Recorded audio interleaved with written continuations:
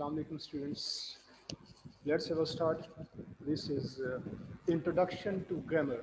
कल कुछ चीज़ें हमने स्टार्ट में इसमें से रीड की थी कि ग्रामर किसको कहते हैं। तो ये बात हुई थी कि ग्रामर जो है ये किसी भी लैंग्वेज में, अभी तो हमारा फोकस तो इंग्लिश पे है, अदरवाइज कोई भी लैंग्वेज हो, उस लैंग्वेज में अगर आप उसके सिस्टम को, स्ट्रक्चर को चेक करेंगे तो उसे हम कहते हैं कि ये ग्रामर है। अब इंग्लिश में जब हम देखते हैं ग्रामर को, तो ग्रामर में एक बेसिक चीज़ जो आ जाती है वो है parts of speech. Parts of speech क्या है, ये कल बात हुई थी कि एक स्ट्रिंग ऑफ साउंड्स है when you people are speaking, like I am speaking to you people, when you are listening I don't make any intervals during my speech. लेकिन ये सुनते हुए आप जितने भी वर्ड सुनते हैं उनको आप अलग अलग सबको प्रोसेस करते हैं कि ये वाले वर्ड्स और हैं, ये और हैं। ये वर्ड्स को जब आप सेपरेट करते हैं तो वो किसी न किसी क्लास में से, किसी न किसी कैटेगरी में से वो वर्ड्स लिए गए होते हैं। तो ये जो वर्ड्स का कैटेगरीज में आना, वो कैटेगरीज क्या हैं, उन्हीं कैटेगरीज को हम कहते हैं पार्ट्स ऑफ स्पीच। तो ट्रेडिशनली हम कहते हैं कि ये 8 पार्ट्स ऑफ स्पीच हैं, आठ पार्ट्स ऑफ स्पीच हैं, ये हम कहते हैं। और मॉडर्न ग्रामेरियंस ने कुछ एडिशन भी इसमें किया है। उनके मुताबिक तो ऐसा भी हो जाता है कि आप 8 की बजाय 9 पार्ट्स ऑफ स्पीच पे चले जाते हैं, ऐसा भी हो जाता है। अब वो 9 पार्ट्स ऑफ स्पीच कैसे बन जाते हैं, उसमें एक डिटर्मिनर है जो उन्होंने ऐड कर दिया, डिटर्मिनर। अब वो डिटर्मिनर का ऐड होना, जस्ट वेट प्लीज।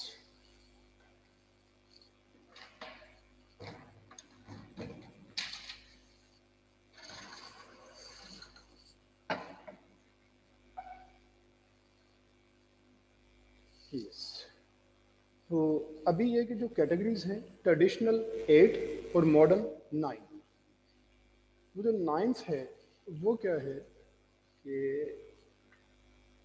इसमें आप देख सकते हैं 1 2 3 4 5 6 7 8, ये ट्रेडिशनल पार्ट्स ऑफ स्पीच हैं।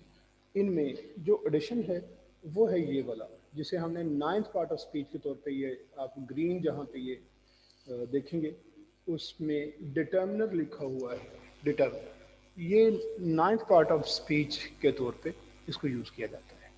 और याद रखें कि जब भी कोई पेपर में क्वेश्चन आता है, अगर किसी वर्ड को अंडरलाइन करके पूछा जाए कि ये पार्ट्स ऑफ स्पीच में से क्या है, अगर तो नीचे एडजेक्टिव और डिटर्मिनर दोनों ऑप्शंस हों, और जो डिटर्मिनर में चीज़ें आ रही हैं जैसे आर्टिकल है ए एन वी, या बाकी वर्ड्स हैं, इनकी बात करेंगे इन डिटेल। अब ये कि अगर डिटर्मिनर भी पूछा जाए और एडजेक्टिव भी पूछा जाए, फिर ये वाले जो डिटर्मिनर में आते हैं हम डिटर्मिनर को टिक करेंगे। लेकिन अगर डिटर्मिनर का ऑप्शन ना हो तो ये सारे के सारे बेसिकली एडजेक्टिव्स हैं। जैसे मैंने आपको बताया कि 8 पार्ट्स ऑफ स्पीच हैं बेसिकली। ये 9th, तो एडिशनली ये मॉडर्न ग्रामेरियंस ने इसको सेपरेटली डील किया, इसको निकाल दिया अंदर से। क्यों किया ये जब इस पे आएंगे ना फिर मैं आपको बताता हूँ इसका भी। अभी सिर्फ ये कुछ चीज़ें इनिशियल हैं, वो ये कि 8 में एडजेक्टिव, और एडजेक्टिव में से ही एक पार्ट निकाला हुआ डिटर्मिनर है जो 9th पार्ट ऑफ स्पीच बन जाता है। एनीवे, आज हमने यहाँ से स्टार्ट लेना है ट्रेडिशनल पार्ट्स ऑफ स्पीच कौन कौन से हैं। Traditionally, there are 8 such parts, but some modern writers separate out other classes in addition to these. The 8 traditional classes are, वो 8 कौन कौन सी हैं? फर्स्ट है उसमें verb। ये कल हमने कुछ चीज़ें प्रोनाउंसिएशन के बारे में की थी, जिसमें मैंने आपको बताया कि when R is followed by some vowel sound, we produce the sound of R and we say that R is pronounced. Otherwise, if it takes some consonant sound after it, or if it takes no sounds after it, we say it's silent. तो यहाँ पे जो B की sound है ना, ये sound की जब बात करें फिर ये बी नहीं है, फिर है ब, क्योंकि साउंड तो ब की है ना, वर्ब। देखिए एंड पे तो ब आया ना, तो जब ये आर के बाद कॉन्सोनेंट साउंड है तो आर साइलेंट हो जाएगा, इसलिए इसको वर्ब कहना है, वर्ब, वर्ब नहीं कहना, आर की साउंड नहीं है, वर्ब। और एक और भी है हमारे यहाँ ज़रा देसी काम भी चलता है, वर्ब, ये तो बिल्कुल भी नहीं कहना। एनीवे, वर्ब क्या है? Used used to describe an action, state or occurrence. सिर्फ दो चीज़ें अगर कही जाएं तो बड़ी सिंपल सी दो चीज़ें हैं जो यहाँ पे हम कहते हैं कि हम इनको वर्ब कहेंगे। वो कौन कौन सी दो चीज़ें हैं? एक है इसमें डूइंग, एक को हम डूइंग कहते हैं और दूसरी को कहते हैं बीइंग। डूइंग और बीइंग, ये अगर दो वर्ड्स आप याद रखें तो वर्ब जो है ना, मेन वर्ब, उसकी अंडरस्टैंडिंग आपकी डेवलप हो जाएगी। वर्ब जो है ना, याद रखें कि हेल्पिंग वर्ब भी है। अभी इसने यहाँ पे हेल्पिंग वर्ब को अंदर कहीं भी मेंशन नहीं किया। जो इसने कहा ना, एक्शन, स्टेट और अकरेंस, ये मेन वर्ब्स की बात ही है, क्योंकि जो हेल्पिंग वर्ब्स होते हैं वो ना तो कोई एक्शन शो करते हैं ना स्टेट अकरेंस वगैरह शो करते हैं। अच्छा, अब इसमें डूइंग क्या चीज़ है? डूइंग है जिसे इसने एक्शन कहा। जब कोई काम आप करते हैं उसके लिए जो वर्ड इंग्लिश में यूज़ करते हैं वो डूइंग वर्ड होता है और वो वर्ब होता है। Like I right an essay. अब ये जो राइट आपने यूज़ किया ये आपकी डूइंग है, ये वर्ब है।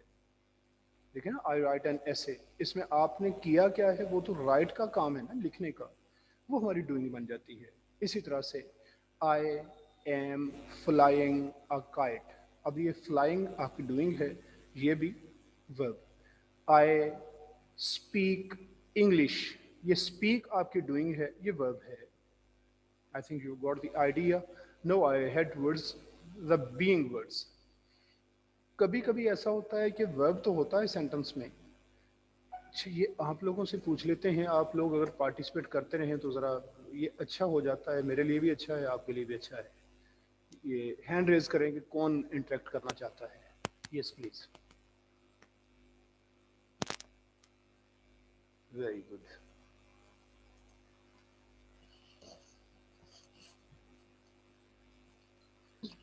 यस वीना, आप बेटा ये बताओगे। अस्सलाम वालेकुम। जी वालेकुम सलाम। अस्सलाम वालेकुम सर। वालेकुम सलाम रहमतुल्लाहि व बरकातहू। अच्छा जी, इसमें हमने ये कहा कि डूइंग जो है ये आपके एक्शंस हैं सारे। इसकी समझ आ गई सफीना बेटा आपको? यस। ओके। अच्छा, अब ये बताएं कि क्या ऐसा भी कोई सेंटेंस होता है जिसमें वर्ब ना हो?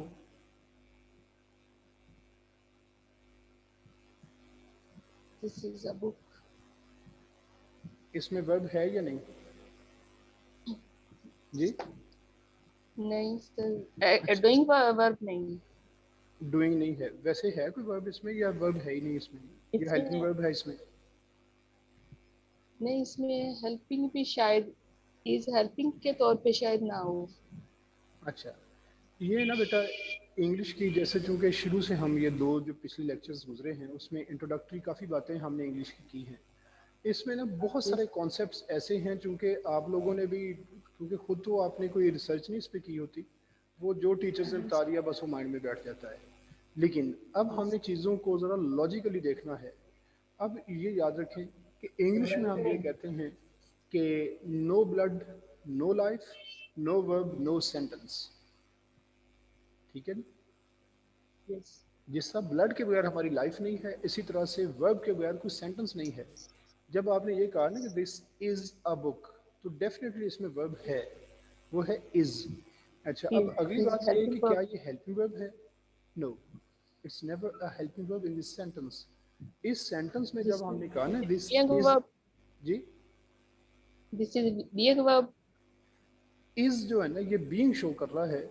और यस। हेल्पिंग वर्ब क्या होता है भला? हेल्पिंग वर्ब किसको कहते हैं?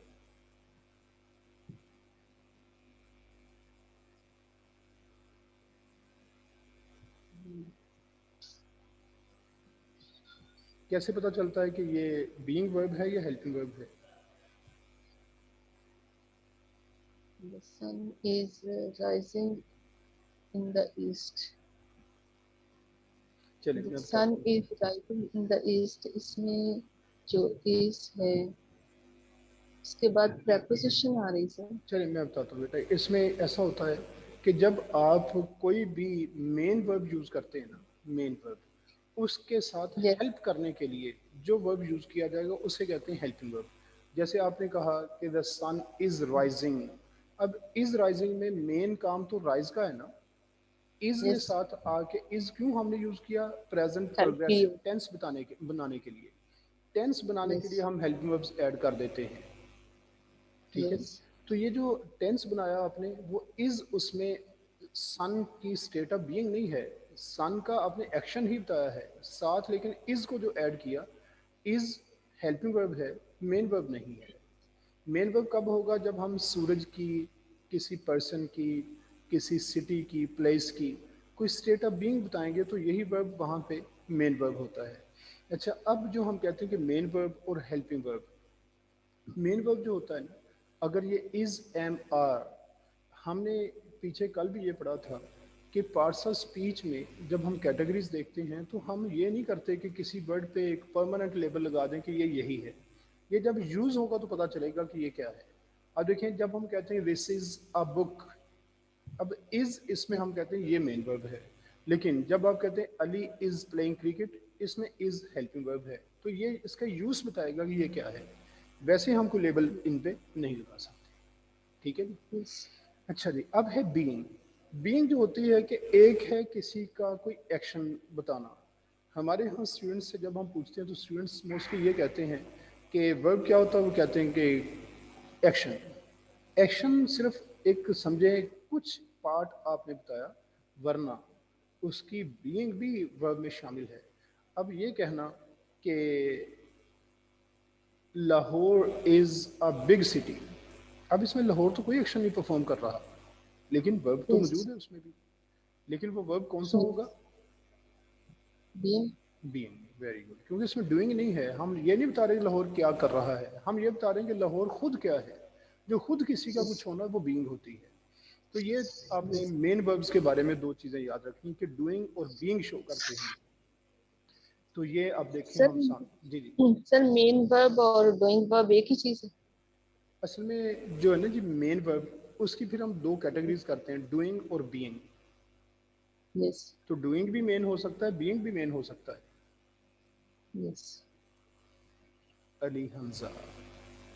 अस्सलाम वालेकुम सर। वालेकुम सलाम वरहमतुल्लाह। जी बेटा। सर हेल्पिंग वर्ब में और बीइंग वर्ब में दोबारा डिफरेंस एक्सप्लेन कर दें। जी बेटा, बीइंग जो होती है ना, बीइंग में हम मेन वर्ब यूज़ कर रहे होते हैं, यानी वही असल में वर्ब होता है जो किसी का स्टेटस, उसकी कंडीशन, स्टेट, उसकी हालत बता रहा हो कि वो खुद क्या है। जैसे एक है, आप कहते हैं आई एम अ स्टूडेंट, ये एम जो आपने यूज़ किया ना, ये आपने अपनी स्टेट ऑफ बीइंग बताई है, अपना कोई एक्शन नहीं बताया। देखिए, आप क्रिकेट भी खेलने जाएं शाम को, कोई आपसे पूछे कि आप क्या करते हैं, तो आप क्या बताते हैं, मैं क्या हूँ। क्रिकेटर, नहीं। क्लियर। प्लेयर और क्रिकेट प्लेयर। चलें, आप वैसे प्लेयर हैं नहीं, आप स्टूडेंट ही हैं, मेन आपकी जॉब ये है। बहरहाल आप क्रिकेटर भी अगर बताते हैं ना, तो ये नहीं आप बता रहे कि मैं क्या कर रहा हूँ, आप ये बताते हैं मैं क्या हूँ, ठीक है ना। जो आपका यस होना है, जो आपका होना कि मैं क्या हूँ, ये चाहे पास्ट में चला जाए, फ्यूचर में चला जाए, प्रेजेंट में हो, ये सब स्टेट ऑफ सर। बीइंग में आएंगे। सर अगर हम ये कह सकते हैं दिस इज अ बुक, तो बुक का होना ही बता रहा है, मतलब ये बुक जी है। जी तो जी, इसमें अच्छा। बीइंग वर्ब के तौर पे नहीं इस्तेमाल हो तो सकता। ये मेन वर्ब है ना, ये बीइंग वर्ब है, हेल्पिंग वर्ब तो नहीं है ये। हेल्पिंग वर्ब तो उस वक्त आना है जब मेन वर्ब कोई और होगा। जैसे आप कहते हैं कि I am writing a poem, अब आपने अपना होना नहीं बताया, अपना कुछ काम करना बताया, आपने डूइंग बताई है, अपनी बीइंग नहीं बताई। क्या ख्याल है। यस, यस देखें, सर, राइटिंग। हाँ देखें, उसमें आप अपना काम बता रहे कि मैं क्या करता हूँ, लेकिन जब आपने कहा ना आई एम अ क्रिकेटर या आई एम अ स्टूडेंट, उसमें आपने अपनी स्टेट ऑफ बीइंग बताई है, उसमें आपने अपना एक्शन नहीं बताया, ठीक है। तो जब आप यस सर। एक्शन कोई बताते हैं, साथ is am are was verb वगैरह यूज करेंगे, तो ये is am are was verb वगैरह जो है ये हेल्पिंग वर्ब्स हो जाएंगे। और अगर ये आप अपनी स्टेट बताने के लिए इनको यूज कर लेंगे, जैसे I was helpless, I was hungry, ये आप अपनी स्टेट ऑफ बीइंग बता रहे हैं, इसमें मेन वर्ब खुद ये वाज ही है, इसके साथ कोई और नहीं है, यस सर। ठीक है। ये डिफरेंस है। अच्छा जी, अब है use to describe an action, state और occurrence। जो इसने लिखा है वो भी मैं थोड़ा सा बता देता हूँ कि एक्शन हो गया, स्टेट भी हो गई, ये तो डूइंग और बीइंग होगी। occurrence क्या होती है कि ये कई दफ़ा ऐसी बीइंग होती है जो थोड़ी सी चेंज होती है, बहरहाल एक्शन आपने परफॉर्म नहीं किया होता इसमें। वो किस तरह से है, देखें, आप कहते हैं कि मेरा भाई वो गुस्से में आ गया। अब उसने उसमें किया कुछ नहीं है, सिर्फ एक चीज़ हैपनिंग हुई है वहाँ पे, उसमें कोई ऐसा एक्शन नहीं परफॉर्म हुआ, ये उसकी स्टेट ऑफ बीइंग ही है, लेकिन चेंज होके बनती है।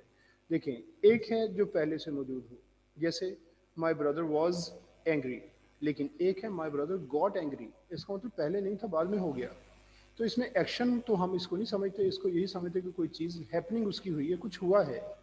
आप कहते हैं कि मेरी दादी अम्मा बूढ़ी होती जा रही है। अब देखिए, बूढ़े होते जाने में उसमें क्या एक्शन परफॉर्म कर रही है, वो कुछ भी नहीं। बूढ़ा होना ये होती एक स्टेट ऑफ बीइंग ही है, लेकिन ये चेंज होती है थोड़ी सी।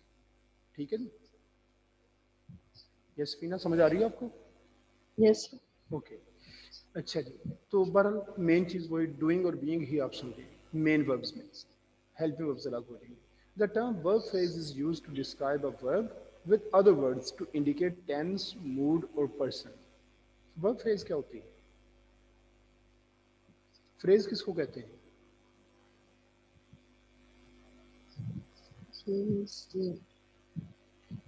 Yes. Who can tell? Please raise your hands if you want to tell. What's meant by a phrase? A collection of some words. Okay. ये कलेक्शन जो होती है ना कुछ वर्ड्स की, वो इस तरह की हो जाती है जब हम किसी एक एक्शन को, किसी एक बीइंग को, या किसी एक चीज़ को, किसी सिचुएशन को एक नाम देने की कोशिश करते हैं, लेकिन एक से ज़्यादा वर्ड्स यूज़ कर जाते हैं। यस। अच्छा, किस तरह से? देखें, अब एक है फैन, पंखा है ना, फैन। यस। आपने ये क्या नाउन। किया?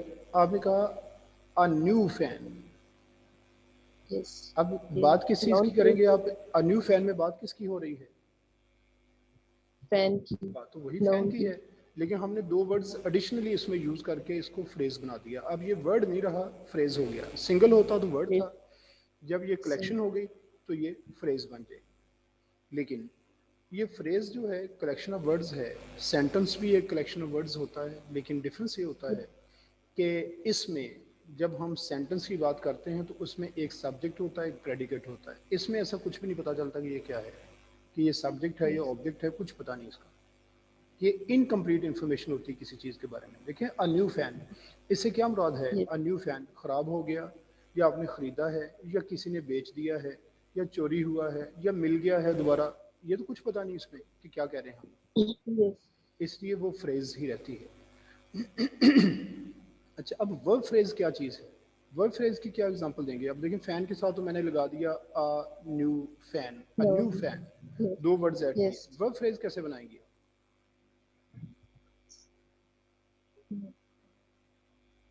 Is eating. नो, Baby is eating. नो। Is anyone else? और कौन बताएगा? वर्ब फ्रेज कैसे बनेगी? अली सर हमजा। ये सही है, द बेबी इज ईटिंग। नहीं बेटा, ये अभी अली से सुनते हैं, फिर मैं आपको बताता हूँ। Sir that was a great person.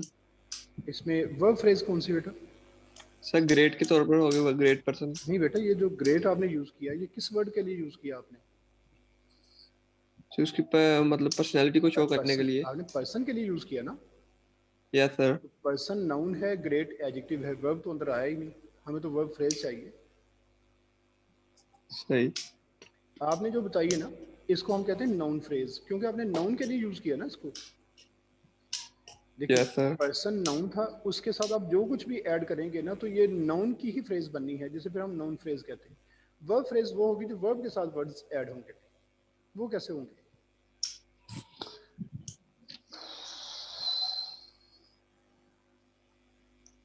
ये बताने को ना मैं आपको सारा कुछ ऐसे ही बताता भी जाऊं, लेकिन ये कि अगर आप इंटरेक्ट करते रहेंगे, इसमें फ़ायदा बड़ा आपको।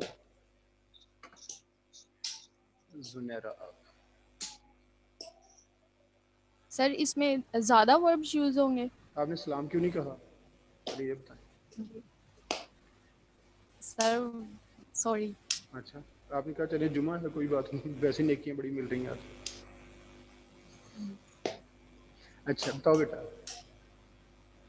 सर मैं पूछ रही हूँ कि इसमें ज़्यादा वर्ब्स यूज़ होंगे? हाँ तो वो करके बताएं ना, आप किस तरह यूज होंगे। जैसे ही सिट आइडल, तो वर्ब फ्रेज कौन सी है? इसमें sit idle.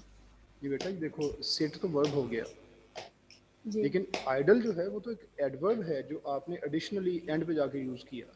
He sits idol या ही सैट आइडल। लेकिन हमें तो वर्ब चाहिए जो सिर्फ वर्ब को ही मॉडिफाई करे, ऐसे वर्ड्स उसके साथ यूज करने हैं। चलिए मैं सर बता दिस देता इज हूँ। A new pen. नहीं बेटा ये असलम ऐसे। ला, जी असलम लाइक सिस्टर, ये बन जाएगा कि नहीं? मैं बताता हूँ, ये सिंपली पता क्या होता है, वर्ब के साथ हेल्पिंग वर्ब ऐड कर दें, बस ये वर्ब फ्रेज बन जाएगी। बनाएं जरा सर अब। ये वो तो फिर मैंने किया था, द बेबी इज जी ईटिंग, द हाँ, बेबी इज ईटिंग को हम वर्ब फ्रेज कहेंगे। यस। और कौन सा होगा? कोई और दो तीन एग्जांपल इस तरह की दे दें और भी। Mother is washing. नहीं बेटा आप ऐसे करो ना, सेंटेंस पूरा ना बनाओ, सिर्फ वर्ब, मुझे हेल्पिंग वर्ब प्लस वर्ब इस तरह बना दो।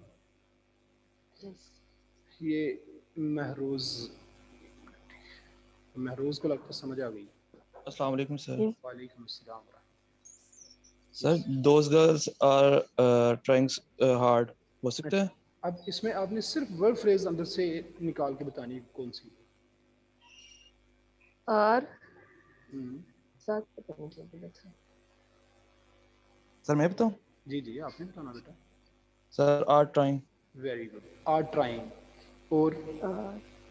Are trying. और इस तरह से बनाते जाएं जरा। Were going, ji were going, वर ठीक है गोइंग, ठीक है। वर और गोन, वर गोन भी हो जाएगा। वर गॉन, हाँ जी ये भी हो जाएगा क्योंकि आप हेल्पिंग वर्ब के साथ वो यस पास्ट पार्टिसिपल यूज करेंगे। और यस।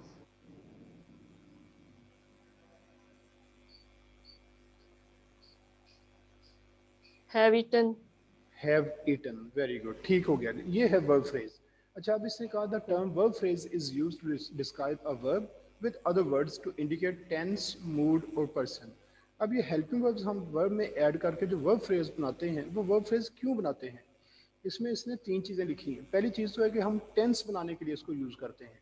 किस तरह से? कि देखें, एक है कि आपने कहा आई स्पोक इंग्लिश, ये आपने बना दिया पास्ट सिंपल टेंस, वो वर्ब के साथ ही बन गया। लेकिन इस स्पीक को अगर हम फ्यूचर में यूज़ करना चाहें तो डेफिनेटली हम हेल्पिंग वर्ब लगा के फिर वर्ब स्पीक का यूज़ करेंगे, जिससे फ्यूचर टेंस बनेगा। किस तरह बनेगा ये?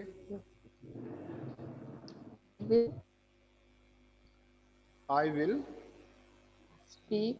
I will speak English. अब विल स्पीक इसमें वर्ब फ्रेज बन जाएगी, ठीक है जी। यस। अच्छा, प्रेजेंट प्रोग्रेसिव टेंस अगर हमने बनाना हो, इसी स्पीक का अपना बताना हो, तो क्या आप सेंटेंस बनाएंगे? हेलो। आए, प्रेजेंट कौन सा? फिर आप कहेंगे आई एम स्पीकिंग इंग्लिश। अब ये एम आपने लगा के प्रेजेंट प्रोग्रेसिव टेंस बना दिया, ऐसे ही ना जी। तो इस तरह से हम ना ये वर्ब फ्रेजेस बनाते हैं, किस लिए? ताकि टेंस हम बना सकें। अब देखें हमने प्रेजेंट प्रोग्रेसिव टेंस बनाया, फ्यूचर इंडेफिनिट टेंस बनाया, इस तरह से हम टेंसेस बनाते रहते हैं। सिर्फ इसमें जो ना प्रेजेंट इंडेफिनिट टेंस और पास्ट इंडेफिनिट टेंस ये वर्ब के साथ बन जाते हैं, इसमें हम कोई हेल्पिंग वर्ब ऐड नहीं करते। लेकिन जब हम इनका नेगेटिव या इंट्रोगेटिव बनाएंगे, उस सूरत में हम हेल्पिंग वर्ब ऐड करेंगे। प्रेजेंट डेफिनिट टेंस में कौन सा हेल्पिंग वर्ब यूज़ करते हैं हम?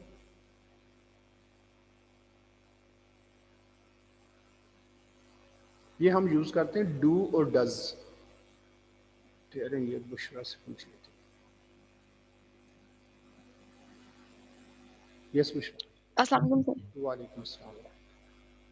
सर मैंने भी बस ये इसी के बारे में बताना था, हेल्पिंग चलिए वर्ब के बारे ठीक, में। अब पास्ट का बता दें। अब सर पास्ट में हम डिड यूज करते हैं, पास्ट वेरी इंडेफिनिट में। Good good. तो इस तरह से हम ये जो हेल्पिंग वर्ब्स ऐड करके नेगेटिव और इंट्रोगेटिव सेंटेंसेस बना लेते हैं। तो अब है, एक तो हो गया टेंस, अब है मूड। मूड क्या होता है बुशरा, ये भी बेटा बताओगा? Sir mood?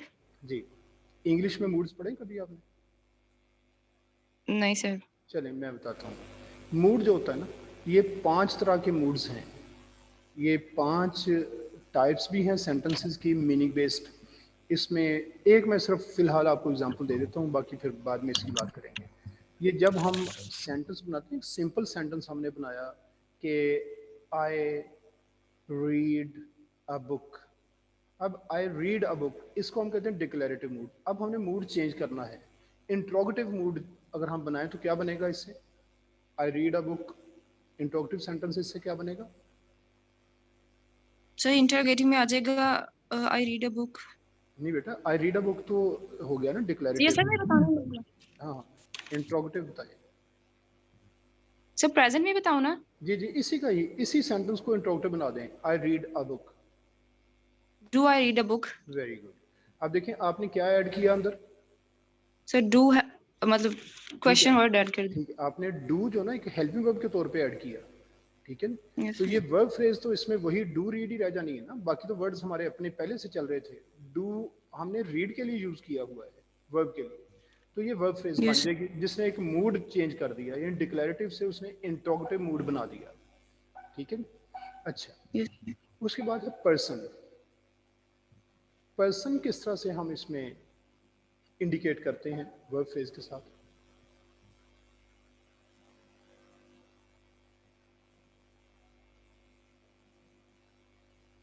यस,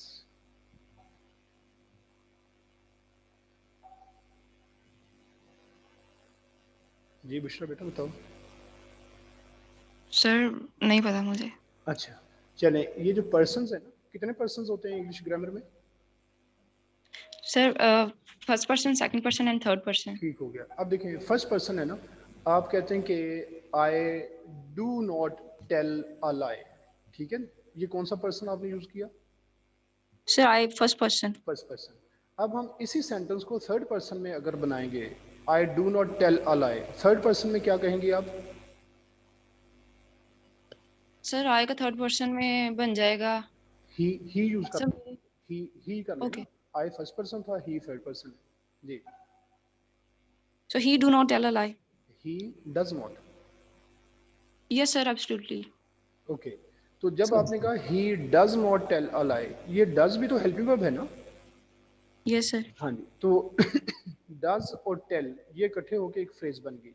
तो इसने पर्सन शो किया कि ये डज जो हम यूज कर रहे हैं, इसका मतलब यहाँ हमने कोई थर्ड पर्सन यूज किया हुआ है, फर्स्ट पर्सन नहीं है, ऐसे ही? Yes sir. हाँ जी, तो इस तरह से ये वर्ब फ्रेज है ना, ये टेंस, मूड और पर्सन को शो करती है। ये हमारा वर्ब का फिलहाल, ये बिल्कुल इनिशियल बातें हैं, अभी अभी तो वर्ब की टाइप्स वगैरह आगे आनी है, ठीक है। ये समझ आ गई आपको? Yes sir. ओके, उसके बाद है adverb, use to modify the meaning of a verb, adjective और अनदर एडवर्ब। ये 4 चीज़ों को ये मॉडिफाई कर देता है। मॉडिफाई करने में और चेंज करने में क्या डिफरेंस है? सर मॉडिफाई का मीनिंग होता है कि किसी भी वर्ब के मीनिंग में उसको स्ट्रॉन्ग कर देना, उसके मीनिंग को। ये स्ट्रॉन्ग भी कर सकते हैं आप उससे, यानी स्ट्रेंथन भी कर सकते हैं, वीकन भी कर सकते हैं, ऐसा भी हो जाता है, सर वीकेंड। या सिर्फ स्ट्रेंथन करते हैं? सर दोनों काम कर सकते हैं, दोनों? लेकिन मुझे लगता है स्ट्रेंथन करते हैं ज्यादा। नहीं, दोनों ही होते हैं बेटा, ये मैं बताता हूँ। ये देखिए, एक है कि आप कहते हैं कि आई एम वेरी टायर्ड। अब वेरी से क्या किया आपने, इसको आपने जैसे एग्जैजरेशन आ सर जाती स्ट्रॉन्ग है, किया अपनी बात। स्ट्रॉन्ग कर दिया। और अगर आप कहें I am very tired but your father says no you are slightly tired, अब क्या हुआ? सर शिद्दत में कमी आ गई। ठीक है ना, इसलिए इनको ना हम कहते हैं कि मिटिगेटर्स और इंटेंसिफायर्स। जो आपने बताया वो था इंटेंसिफायर, और जब आप कम कर देते हैं वो मिटिगेटर होता है, साथ हम ऐड कर देते हैं, ठीक है ना। अच्छा जी, अब एडवर्ब में हमने कहा कि ये किसी वर्ब के मीनिंग को भी मॉडिफाई कर सकता है। ये आपने क्या बताना है? Yes fill. सर सॉरी मैं ना थोड़ा सुन नहीं पाई, वो सिग्नल ड्रॉप हो गए थे। आपके मेरा हाल अभी भी प्रॉब्लम है नेटवर्क में, आवाज़ आपकी, शायद जी अभी भी आवाज़ आपकी थोड़ी सी इसमें डिस्टर्ब है। अच्छा, क्या पूछना आपने? ये मैं इतने ही सुन पाई थी जब हम पढ़ रहे थे वर्ब फ्रेजिंग, उसके बाद अगर कुछ पढ़ाया तो हाँ, प्लीज रिपीट कर दें। वर्ब फ्रेज जो है ना, ये लिखा हुआ है ना, the yes term verb phrase is used to describe a verb with other words to indicate tense, mood और पर्सन। टेंस, यस मूड या पर्सन को शो करने के लिए हम वर्ब फ्रेज यूज करते हैं। वर्ब फ्रेज से क्या मुराद है कि मेन वर्ब और उसके साथ कोई ना कोई हेल्पिंग वर्ब, ठीक है, वो बन जाती है वर्ब फ्रेज। जिस तरह से आपने पहले एग्जांपल दी थी, आपने खुद भी कुछ बहरहाल इज ईटिंग यस वगैरह को इस तरह की बात हो रही थी ना। यस। हाँ, वो वर्ब फ्रेजेस हैं। अब इससे आगे सर क्या पढ़ाया? जी जी, टेंस ये किस्सा शो करते हैं कि जब आपने इज ईटिंग की बजाय वॉज ईटिंग यूज कर दिया। वॉज, अब यस वॉज जो साथ ईटिंग, ये वाली फ्रेज ने क्या शो किया कि हम पास्ट टेंस की बात कर रहे हैं ऐसी। यस जी। यस उसके बाद है मूड। मूड मैंने बताया था कि 5 तरह के मूड्स हैं, जिसमें declarative mood, imperative mood, interrogative mood और एक्सक्लेमेटरी मूड और ऑप्टेटिव मूड। ये 5 मूड्स हैं। ये यस जो ना, ये कि हम सेंटेंस के थ्रू क्या बताना चाहते हैं, ये मूड्स हैं। यस ये भी सेंटेंस की टाइप्स आगे आनी है, उसमें ये डिस्कस हो जाएंगी। अच्छा, इसमें यस ये हम वर्ब फ्रेज यूज करके मूड शो कर देते हैं। इसमें आपने कहा कि आई ईट डिनर। अब आई यस ईट डिनर, इसमें तो आपने ईट सिर्फ वर्ड यूज किया है, एक वर्ब यूज किया, लेकिन हम यस यूज करते हैं अगर वर्ब फ्रेज, उससे क्या है यस कि हम इसका मूड भी चेंज कर देते हैं। मूड क्या है, जैसे डिक्लेरेटिव मूड है, इस तरह से एक इंट्रोगेटिव मूड भी है। अब आई ईट डिनर, इसको इंट्रोगेटिव में अगर चेंज करना हो तो आप क्या कहेंगे? आई ईट डिनर, इसका इंट्रोगेटिव बना दें। Did I I eat, do I eat dinner? Do I eat dinner. अब देखें, अब डू जो है ये हेल्पिंग वर्ब है ना, मेन वर्ब तो वही ईट है ऐसी। यस तो ये डू और ईट मिलके एक बनी वर्ब फ्रेज, और ये हमने यूज की है मूड शो करने के लिए। मूड कौन सा है? इंट्रोगेटिव, ठीक है। अच्छा, यस इसी तरह से आगे है पर्सन। पर्सन में क्या होता है कि जैसे first person, second person, third person, हम जब कोई हेल्पिंग वर्ब ऐड करके चेंज कर देते हैं तो समटाइम्स हम पर्सन कोई और इंडिकेट करना चाह रहे होते हैं। पर्सन से क्या मुराद है कि फर्स्ट पर्सन में आप आई यूज़ करते हैं, थर्ड पर्सन में ही, शी, इट, आई दे और यूज़ वी। करते हैं आप। अच्छा, आपने यस कहा कि आई प्ले लूडो, लेकिन जब आपने कहा शी से स्टार्ट करेंगे तो आगे आप कहते हैं कि she does not play ludo ऐसी। यस अब देखिए, ये जो शी के साथ आपने डज यूज किया, आई के साथ अगर आप यूज करें तो डू यस यूज करेंगी। आई do not play ludo, she does not play ludo. अब डज नॉट जो है ना, यस ये डज और साथ प्ले, ये शो करता है कि आपने थर्ड पर्सन की बात की है, फर्स्ट पर्सन की बात अब नहीं हो रही, यस ठीक है। तो ये फ्रेजेस यस टेंस, मूड या पर्सन को इस तरह से शो करती है। यस जी, नेक्स्ट है एडवर्ब। ये जिस तरह ये वर्ड बना हुआ है वो एडवर्ब ऐसे, जैसे वर्ब में कुछ चीज़ ऐड हो जाती है, लेकिन ये 3 चीज़ों को मॉडिफाई करता है। किसी वर्ब को भी मॉडिफाई कर सकता है, किसी एडजेक्टिव को भी कर सकता है, और किसी दूसरे एडवर्ब को भी मॉडिफाई कर सकता है। अच्छा, यस अब इसमें जो एडवर्ब्स हैं तो इसकी टाइप्स काफ़ी सारी हैं, कुछ 10-12 टाइप्स पे हम चले जाते हैं जब इसकी टाइप्स करते हैं, लेकिन मेन जो ना वो 2-3 वर्ड्स आपने याद रखने हैं, 4 वर्ड्स, उनसे आपको इसकी अंडरस्टैंडिंग मिल जाती है कि ये एडवर्ब काम क्या करता है। वो मैं यहाँ पे लिख देता हूँ इसके आगे, कि इसमें कुछ क्वेश्चंस हैं वो हम याद रखेंगे। जैसे एक है हाउ, एक है वेयर, फिर है व्हेन, और फिर है व्हाई। और एक और कर देता हूँ, टू व्हाट डिग्री, इसी पे लिख देता हूँ यहीं पे। ये क्वेश्चंस अगर आप याद रखें, इससे आपको आइडिया हो जाएगा कि इनका जो आंसर आएगा वो एडवर्ब होगा। देखें हाउ कैसे है ये, जब भी कोई आप एक्शन बताते हैं ना कि किसी ने कोई काम किया, अब वो कैसे काम किया उसने, जैसे आप कहते हैं कि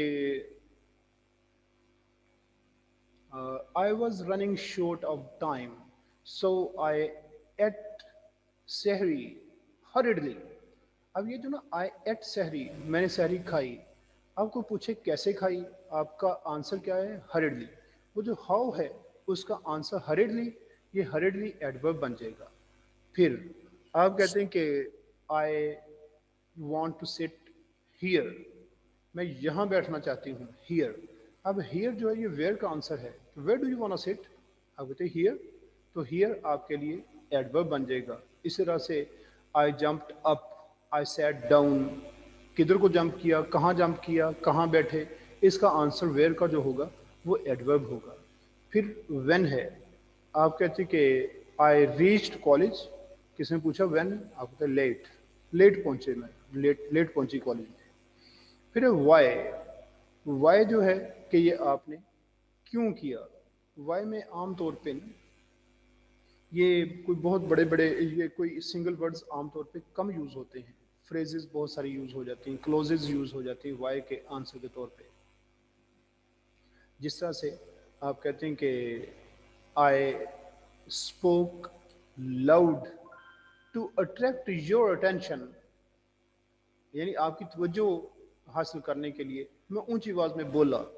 अब ये वाई का आंसर क्या है, टू अट्रैक्ट योर अटेंशन। ये इस तरह से ये भी एक एडवर्ब बनना है, जो एडवर्बियल उसे फिर हम कह देते हैं, इसकी बात एडवर्बियल की फिर करेंगे। फिर टू व्हाट डिग्री, यानी किस दर्जे तक कोई काम हुआ या किस दर्जे तक किसी में कोई क्वालिटी पाई जाती है। कैसे आपने कहा कि माय फ्रेंड इज लेजी, अगर मैं पूछूं कि कितनी लेजी, तो क्या आंसर होगा आपका, यस, ये आप लोग बताएं। माई फ्रेंड इज लेजी, मैं पूछूं कि how lazy is your friend, क्या आंसर होगा आपका,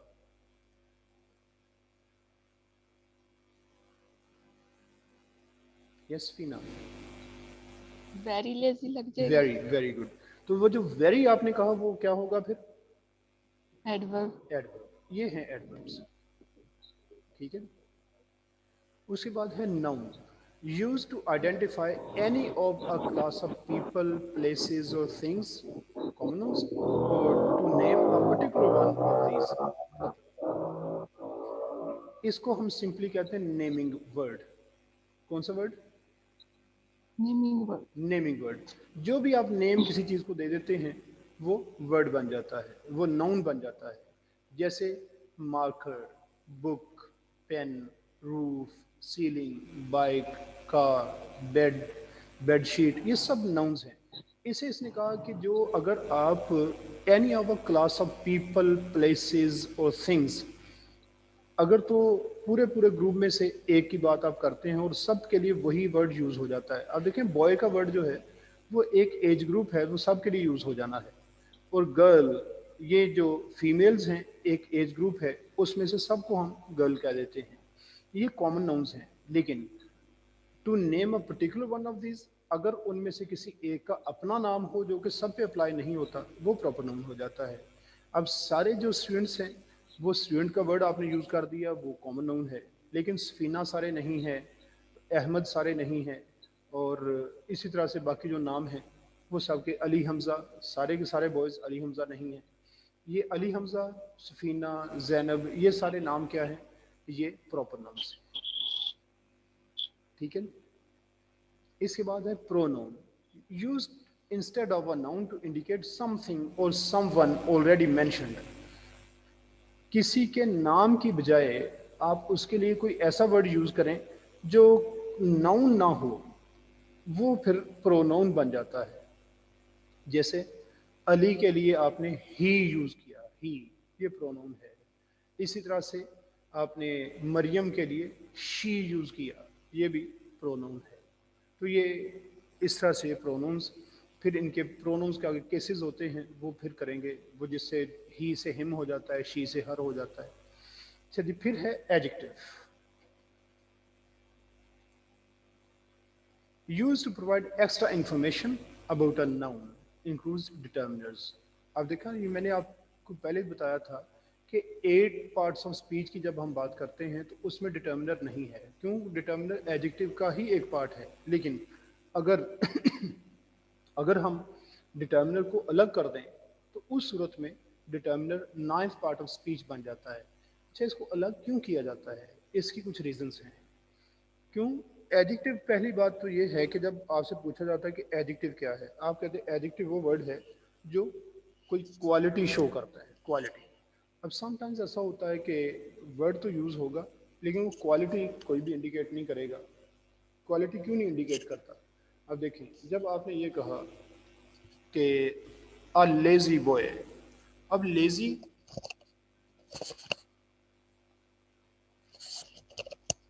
लेजी तो एक एडजेक्टिव है,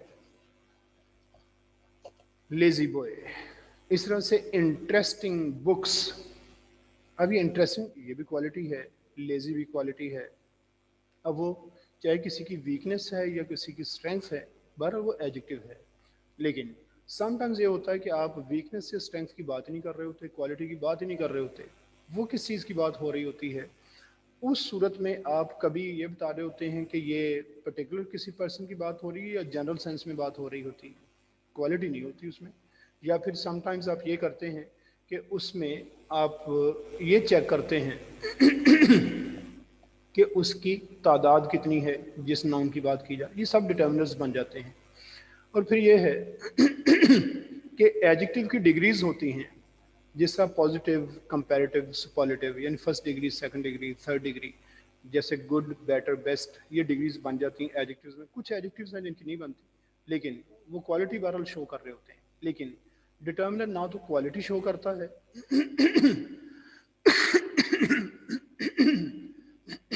सॉरी, और ना ही किसी डिटर्मिनर का की कोई डिग्रीज बनती हैं। अब देखिए, वन से ऐसा नहीं होता वन, वनर, वन एस्ट, या टू, टूअर, टू एस्ट, ऐसा नहीं बनता, टू टू ही रहता है।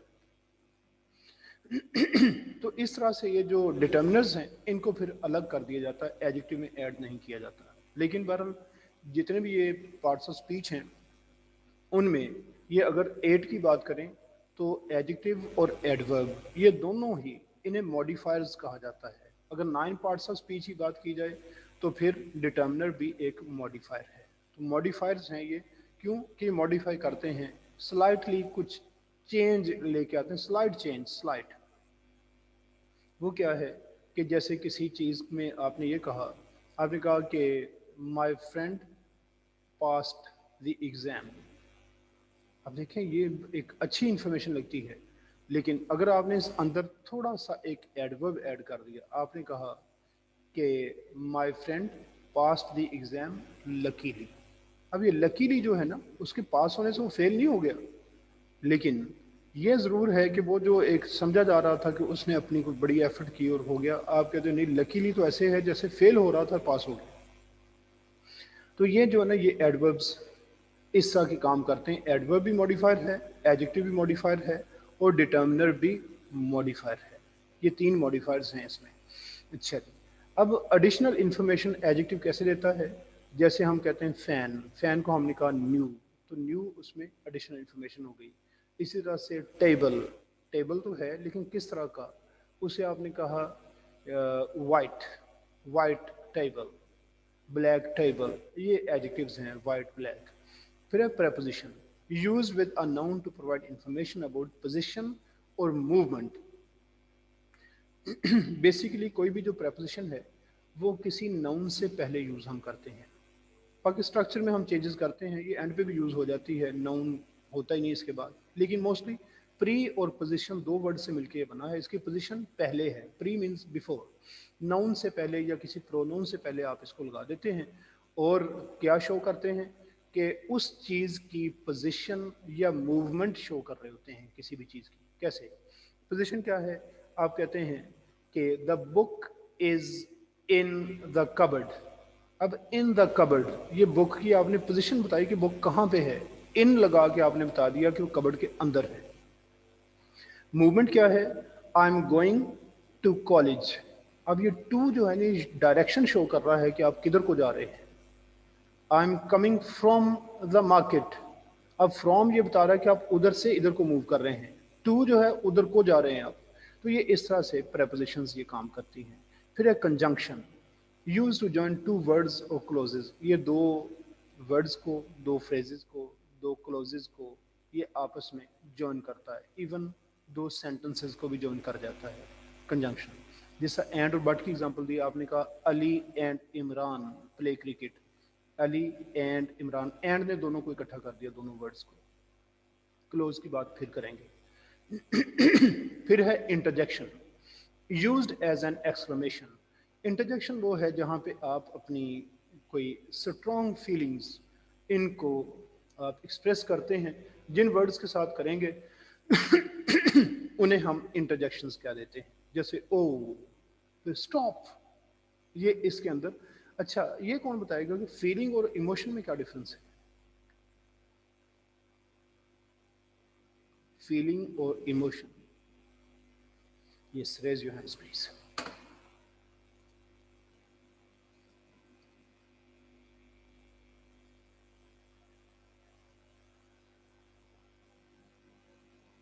No one. अच्छा जी, फीलिंग जो होती है ना वो चलती आ रही होती है पहले से कि जैसे अगर आप खुशी से क्लास में बैठे हुए हैं पहले से, तो आप खुश हैं, ये आपकी एक फीलिंग है। लेकिन अगर किसी चीज़ ने आपको खुश कर दिया, कि कोई वर्ड आपने सुना, आपके तो हो आज पता चला जी, आज ये क्लियर हो गया, अब ज़रा सेटिस्फेक्शन हो गई, आज मैं खुश हूँ कि मुझे इतने सालों की चीज़ थी पुरानी, आज वो प्रॉब्लम रिजॉल्व हो गया। ये जो किसी चीज़ की वजह से जो फीलिंग डेवलप होती, उसको हम इमोशन कहते हैं। बहरहाल यहाँ पे ये जो है ना, ये बात जहाँ पे हम स्ट्रॉन्ग फीलिंग्स की बात करते हैं, सडन इमोशंस जहाँ पे ये आ जाते हैं, वहाँ पे हम एक्सक्लेमेशंस यूज़ करते हैं, उन्हें हम कहते हैं इंटरजेक्शंस। ये जितने भी वाओ, ओ, आउच, ये जितने भी हैं, ये सब इंटरजेक्शंस हैं। Yes, that's all. कोई क्वेश्चन आपका है तो पूछ सकते हैं आप।